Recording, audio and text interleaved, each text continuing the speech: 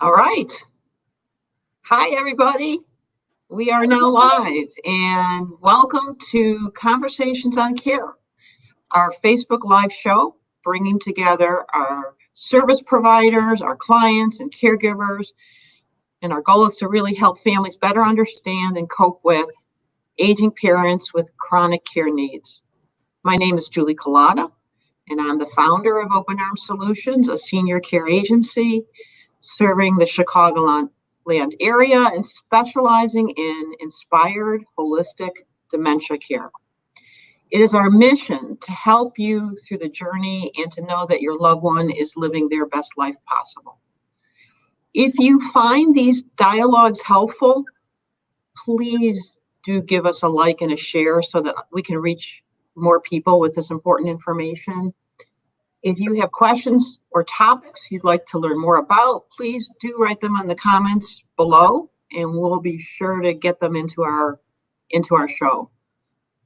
So today, our topic is techniques for the showering dilemma.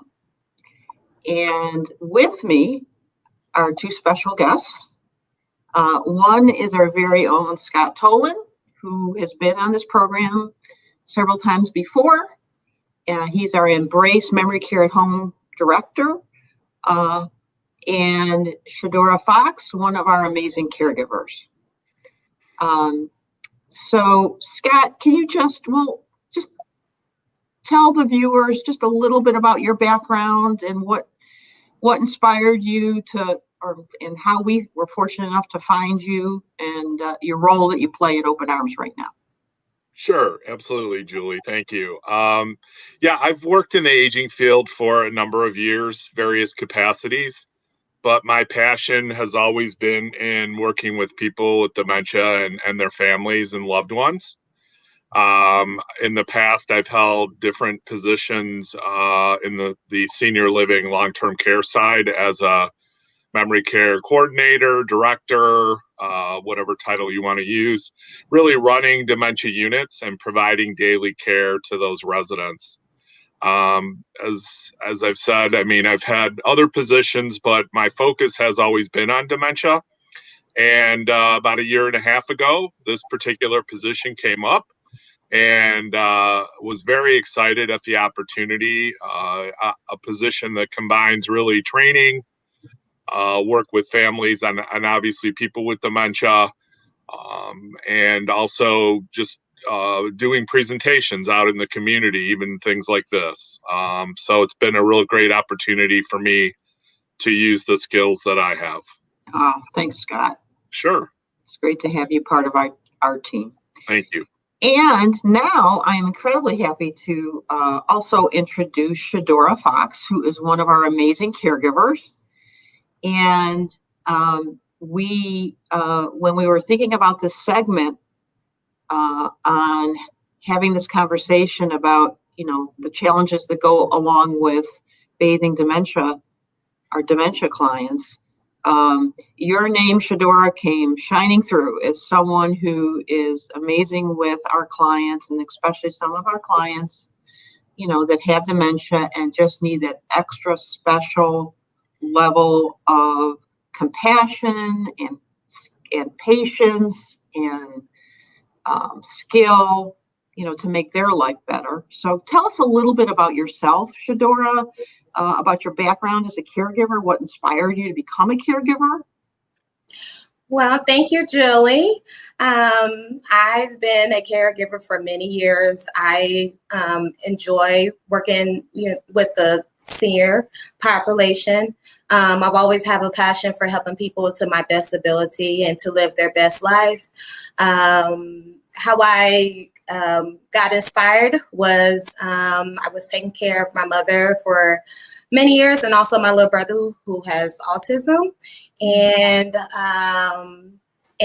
it was just very rewarding, just be able to take care of someone, who is just having a difficult time and still bring joy into their life. And how I found out about Open Arms is because I have family member that works here, And Brittany, yes. Yes. And she told me about the position, and I just took the opportunity to move forward with the position and to be able to apply my skills. And I'm just so, blessed to be here and to be working with an incredible team. Thank you, Shadora. We really appreciate that. And thank you, Brittany, for spreading the word. So what I'm going to do is our topic today is techniques for the showering dilemma. Scott, can you kick it off and just kind of describe, and by the way, Scott's experience working and heading memory care units at various communities. Right. Has a lot of experience with this, Scott. So can you kick us off in general with some of the general challenges that you see? And absolutely. So I think it's important to start out in this discussion because it is a big issue. Families who don't necessarily have caregivers working with them and are in situations where they kind of feel out on their own can really run into problems here, both for themselves and their loved one with dementia. So I think it was important to kind of highlight at least a couple of the reasons to start with. Why showering can be such an issue for someone with dementia. Why does it turn into a struggle at times? And there's a myriad of reasons we could list. But a couple of them do relate, I think, directly to the disease.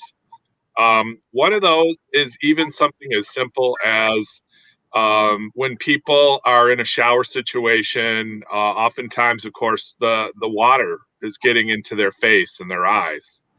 And unfortunately, something like that just kind of heightens the anxiety that people with dementia may already feel.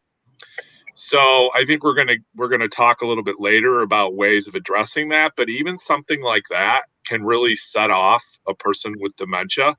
It just creates a really potentially scary environment for them. Yeah, Yeah. absolutely. The other thing is a very natural one, and yet it's again heightened by people with dementia, and it's the very simple fact that in most cases individuals have to get naked in front of strangers. And so we take a situation where somebody may have, for example, a caregiver, or they may even have a family member that they don't really recognize in a way that you would expect them to. And so for them, here's this person that they don't really have a necessary context for, trying to do things with them in a shower situation that can be incredibly intimidating. I think most of us who might need help at some point with that process are a little bit apprehensive about that. But imagine someone with dementia, that just, again, becomes a real heightened experience. And finally, the other one I would mention up front, which I think is a really underrepresented issue with people with dementia, and that's undiagnosed pain. I think we run into a lot of situations, not only in showering or bathing, but in other contexts, where if there's undiagnosed pain, you as a provider, as a caregiver, whether it's a loved one or a professional caregiver, you're going to know that because the person with dementia is going to let you know that. And that really does pose an additional challenge for doing something like showering or bathing. Yeah, and you bring up, it's such an important point. And the challenge is that, and you're right, Scott, undiagnosed pain is such an issue with people with dementia, and partially because they can't communicate the way we can. Exactly, Julie. If something hurts and someone lifts my arm and it's sore, right? I'm going to say, "Oh, ow!" Yeah, please don't do that. Right? That hurts. Exactly. Yeah. Right. And people with dementia at various stages have increasingly difficulty in their communication. Correct. Their words start to lose. They lose their words.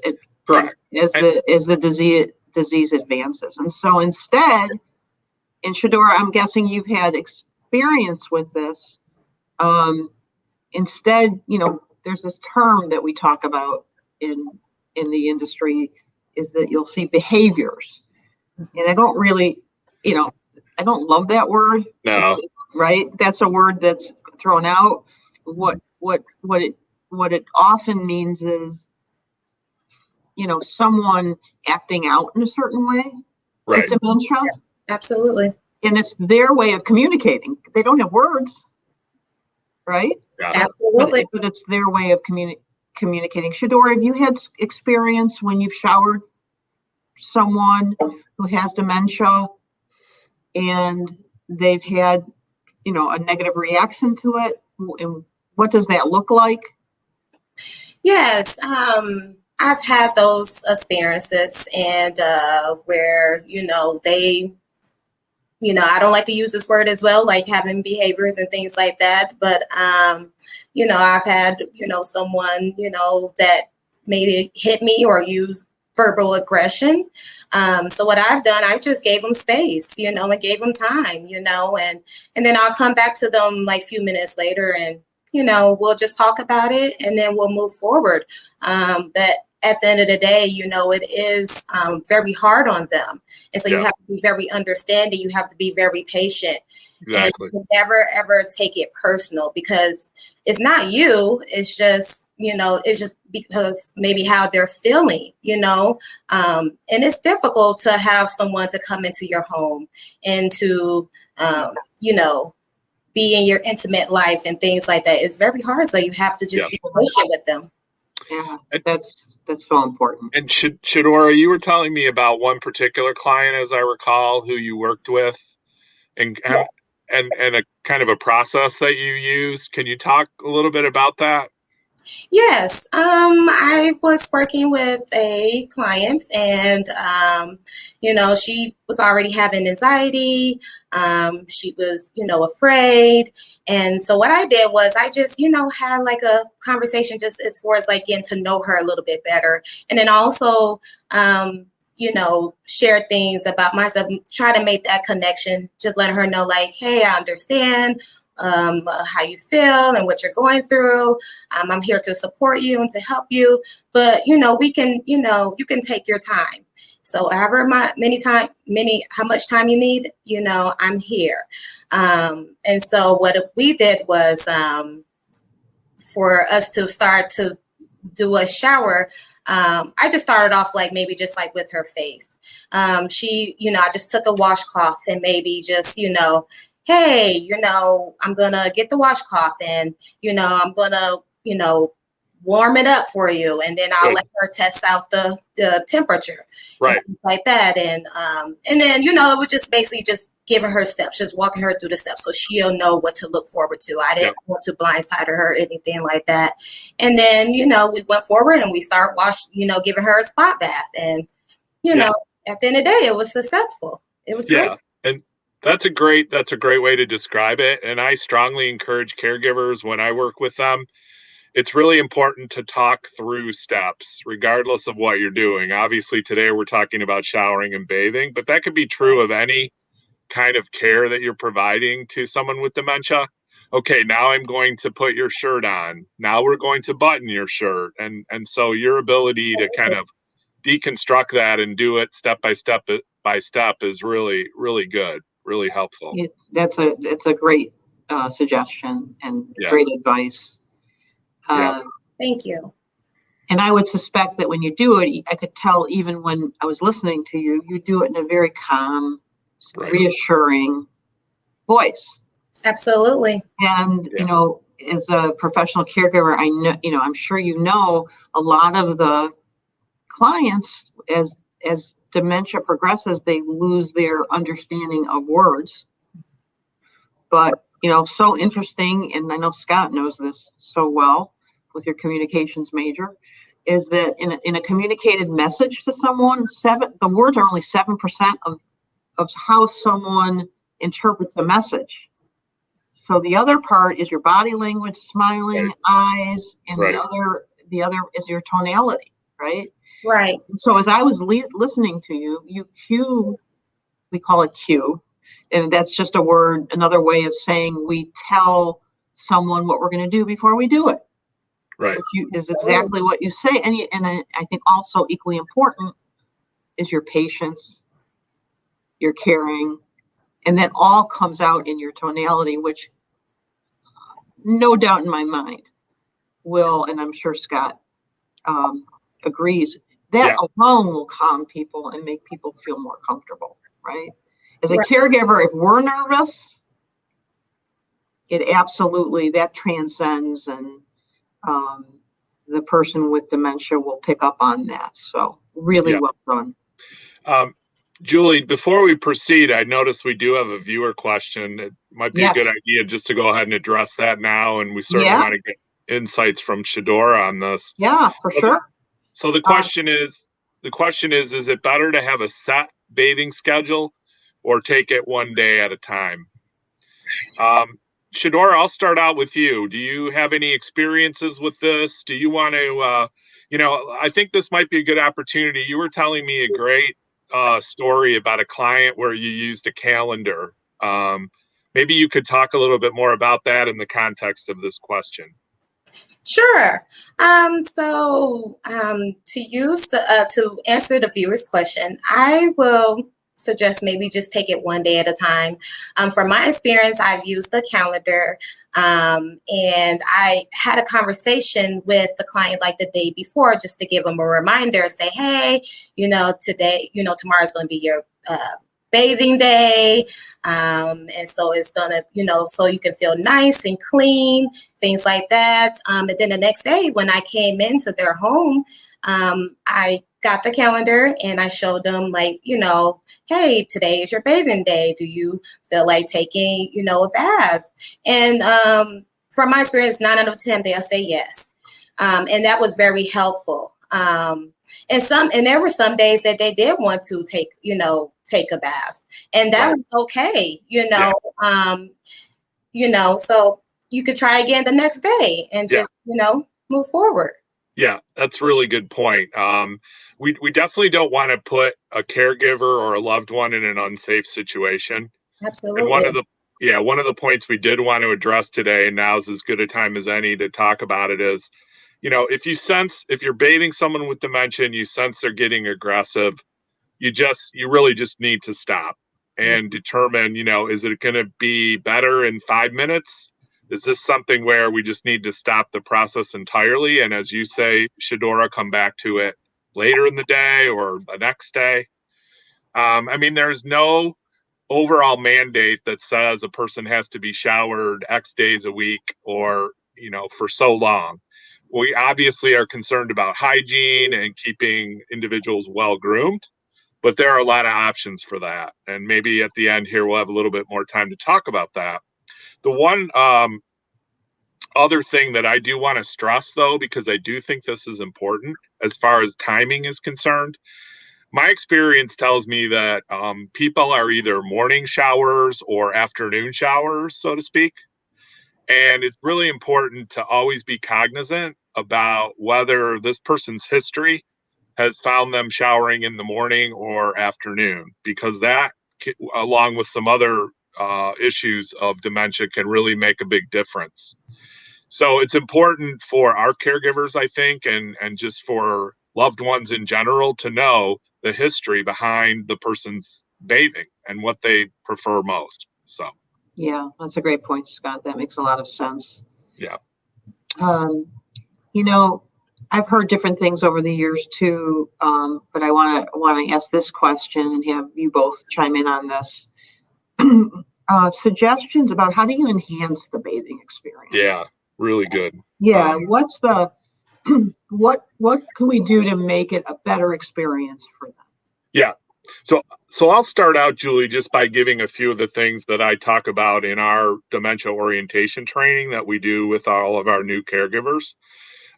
We actually have a short little YouTube clip, which I think really works well, and it kind of goes through some of these options. And for loved ones, those kinds of clips are certainly accessible out on the internet. So if you're interested after this session and following up, you can certainly give me a call, but they're also available out there. But what are we talking about? So in my experience, it's things such as aromatherapy, maybe creating positive smells in the bathroom as far as lavender or something along those lines. I mean, that can really be important to people. I think Shadora mentioned this a little bit earlier, but obviously some things like temperature, water temperature, very important. I've had any number of dementia individuals react because the water was just too cold and it turned them off. So making sure, and then we do have to, of course, be concerned about the water being too hot because we don't want to expose them to burns or anything. So that can be a big issue. Even things like playing music in the bathroom can be a great way of calming an individual. And it's really about how you approach it in general that can be a big factor. Yeah, So Shadora, do you have any thoughts about that? Yeah. Yes, all of the points that you made, Scott, is great. What I used, like in my experience, was like you mentioned, just the water temp. There's been times I've maybe take a warm towel and just put over their forehead, and then I gave them more of like a spa experience, and then I'll massage their hand, and then we'll talk about all the good things, just like if they like flowers, I ask them like, hey, do you like flowers, or what's your favorite color? We'll just have that conversation. They won't even really think about like being so uneasy or right. Uncomfortable or things like that. So I just gave them more of like that spa treatment just to make them feel good, and just so they can stay calm and things like that. And you can read a person's body language very well, yes, depending on how they react to it and things like that. And it was just a wonderful experience. There's times I even did like meditation. We'll count to 10, things like that. And they loved it. It just made them feel so good and so calm. That's when they build a relationship with you. They connect with you. And, and those are all such good ideas. Those are all really good ideas. Yeah. As I've through the years, I've heard different experiences from different caregivers, and I remember one particular client and caregiver where bathing was just, they had dementia, and it was a battle every time. Yeah. And one of the things that you have to get creative and you have to try different things, right? Right. And this particular caregiver discovered that the word bath set this woman off. And so she, as she tried to, and we tried to help her figure out, well, what could we do differently? Because the caregiver tried so many good things, as you were describing. And, it was still very tough to have a positive experience for this client.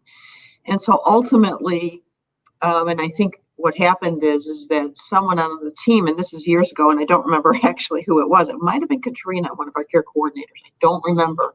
But they watched some training, and one of the suggestions was that, you have to be a detective sometimes. Absolutely. Because people with dementia can't really communicate the way we can, again, what's bothering them or what their concern is. Right. And so one of the things that was tried is just to call it a spa day. Yep. It is no longer a bath. And that worked just beautifully. It was that and all the things that both of you are talking about. Right. There was some kind of, beautiful calming incense scent. And the other thing that was tried was just to make sure she wasn't cold. And this particular client was always saying she's cold, which is very common with older people because their circulation is different than ours. So they tried a portable heater to heat up the room more, and as you both said, make it much more of a spa experience, and that worked beautifully. Yeah. And it's just an amazingly rewarding feeling, and I heard you say it, and I could tell, Shadora, as you described it, it is so gratifying to be able to reach that person and make that experience that could be a really tough experience, a really pleasurable experience for them. Right. And that takes a great deal of skill, Yeah. patience, Absolutely. and compassion. So Yeah. that's really all good stuff. There's another viewer question. Okay. What happens if a caregiver is dealing with a larger person? Will open arms provide another person to assist at bath time? What are your thoughts on that, Julie, as far as your perspective? Yeah, and it's a great question. It's an important question. It depends where that individual is. If they're in one of the communities that we support where we have other caregivers nearby, that is absolutely a possibility. Right. I think the thing that is important there is that when we start care for a family, we do an assessment. We find out what their needs are. And in this scenario, we would need to write that into what we call the care plan. And at bath time, we need to have someone else available. And so there's always a way to do it. We just have to figure out what the scenario is. Right. If it's a larger person and to be safe, there needs to be someone else involved. Yeah. Then we'll figure out how to do that. That has to be identified, and probably will be identified when we start care. Right. Hey, Julie, we don't have much time left. There's a point I would like us to make that I think is really, really important for the audience to hear, because I think it's not always communicated very effectively sometimes. And that is, we've been talking a lot about specifically the showering experience. And of course, that was part of the title we had today. And that is a main focus. But I think we also want to acknowledge that there is nothing written in stone, so to speak, that says your loved one or someone with dementia has to be showered. I think that's the challenge and the pitfall sometimes that we run into, is that we try and force that on people when there are other options. So what are our other options? There are such things as bed baths, which can be very effective in keeping someone clean and hygienically clean, and can address a lot of those issues that showering would tackle. There are things that we refer to, I think, Shadora, you may have even used the term spot baths, where you just touch up certain parts of the person's body that are necessary to keep clean, or especially necessary. Mm-hmm. So I just wanted to make sure we made that point before we ended today. Shadora, do you have any final thoughts about that particular issue or anything else you'd like to share? Yes, I would just like to share, it's all about patience and just understanding of the person. And I can't stress this enough. It's just, don't take it personal. And it's not you. Right, exactly. How they're feeling, and that's okay. Yeah. And so at the end of the day, it's very rewarding. It's rewarding. Thank you, Shadora. And I think I wanted to add something too before we ended. For family members that are viewing, I personally went through this with my mom. I went through this week. My family went through this with my mother-in-law. It's very difficult. I really urge people to go through education, try to understand what's going on in someone's brain and how it's changing and why they might be reacting the way they are. I know Scott's going to be putting into some family education shortly. I'm very, very emphatic and passionate about that idea, because, you see family members that they get frustrated with their loved one because they don't understand the disease. And if they understood the disease and understood how the brain is physically changing and why their loved one, might be reacting the way they are, I think it makes it a much easier experience for that family. So I'm just really want to promote people seeking education any way you can, understanding what's happening to the loved one. I think that will just make a much better experience for the whole family. Right. And I would encourage anyone out there in those in that context, please feel free to reach out to me at Open Arms. I'd be happy. I deal with a lot of individual family questions. So if you have a question about anything we've talked about today or related topics, feel free to give me a call and we can talk through the issue. That's great, Scott. Thank you. Well, I think Yep. we're out of time. I think we're pretty close. So We're pretty close to be out of time. And Shadora, it has been a pleasure to have you as a guest. Thank you yes, so much. absolutely. Thank you. And Sure. I think that we're incredibly proud to have you part of our team. So Yes. Thank you so much. All right. all right. Have Take a good good care. day, everyone. Take care. care. Bye now. All right. Bye-bye. Bye.